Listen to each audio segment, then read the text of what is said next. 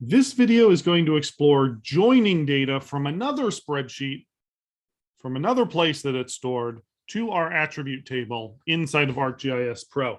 Previous videos have gone over calculating fields, adding fields to our attribute table, and doing some symbology. That's how I ended up with this lovely population density map of 2007 population per square kilometer that you see in front of you here. But maybe this isn't all the data that I have. Maybe I have other data that I want to bring into this map, that I want to map, that I want to connect with, that's stored in a spreadsheet, that's stored in some other file type.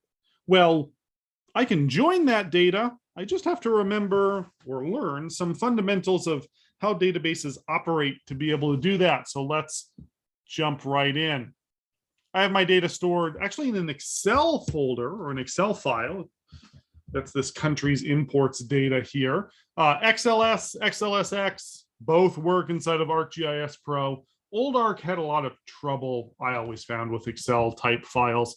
And so you'd use more generic files like CSV. CSV stands for comma separated values. You could use text, you could use tab delimited.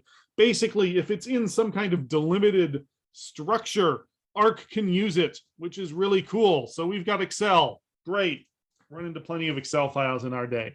Now, you noticed I clicked on it and it went deeper into the Excel file. If you're used to using Excel, XLS or XLSX files, usually just click it and Excel opens. Then you're off to cause a lot of trouble and have some fun. Each sheet, each book inside of Excel is its own thing, is its own directory, is its own structure. Very much not what you might expect if you're just kind of a casual Excel user. So when we click on it here in Arc, Arc knows, hey, what sheet do you want in there? Well, I want my import sheet. If I had more, then we would see more of a list, and each of these would correspond with a book inside of Excel. So I'm going to choose my imports book. Now I hit OK, and it pops up, and it's down here in my table of contents, but as a standalone table, because this is not spatial. This is just a table. So we can't map it. We don't have it connected to our other awesome spatial data here. Well, I'm going to open this table just to see what's up. So I'm going to open the table. That was a right click, open table. And now I can see that I've got some kind of familiar stuff in here. I've got FIPS codes, I've got country name, then I have some import data, all imports in plant imports. So these are imports to the United States, which means that in this example, Aruba is exporting. The United States is importing. It's fine. Close that tab out, clean it. So now I've got my countries. So you can see my countries here. I've got my imports. How could I possibly link these together? To join these two together, to kind of connect them in the same place, I need a common field. I need a common shared column. I need something that's the same in both of my sheets to link them. And a couple things are kind of standing out as I flip back and forth here. It looks like I have this FIPS code and country name.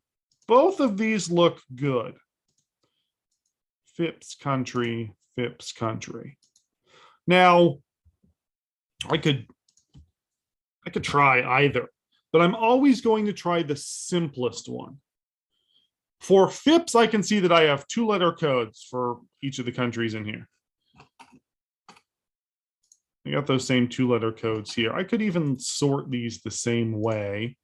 Whoops, let's go ascending. Ascending.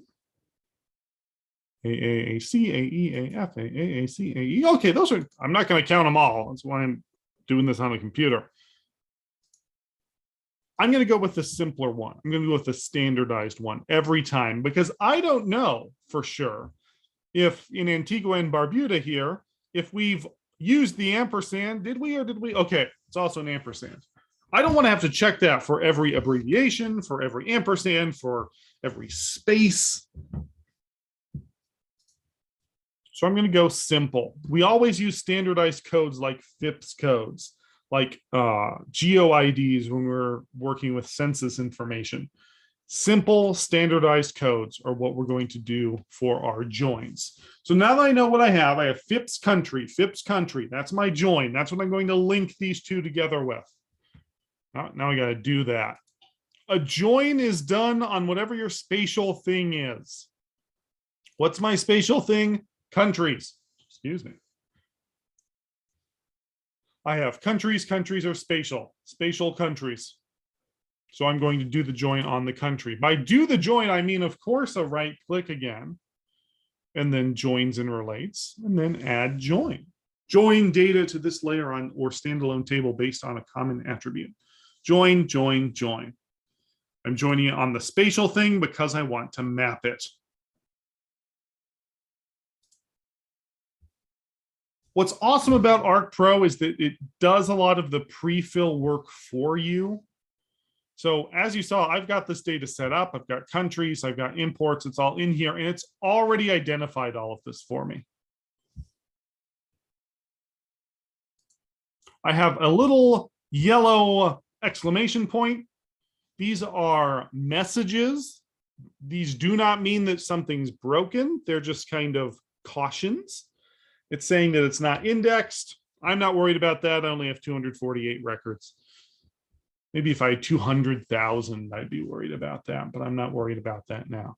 But as you can see, it's already done. Countries, FIPS, import FIPS. Done. If it didn't do it right, you could do the drop down. Take a little help when we can get it. If we hit OK, we will see, whoops, in our new attribute table here, FIPS, country name, status, pop, arrow, good, FIPS, name, imports. All right, look at all our imports too. We now have in one shapefile all of this information. It's all there. It's all ready for us to play around with. Now, this join is not permanent. If I were to shut down ArcPro right now, I'd have to redo that join. I could export a copy of this file if I wanted to. Just right click, data, or export features. I could export a copy and that would save it all locked together. I could do a lot of different things to make this permanent, but for now, we've joined together data from a spreadsheet to our spatial file.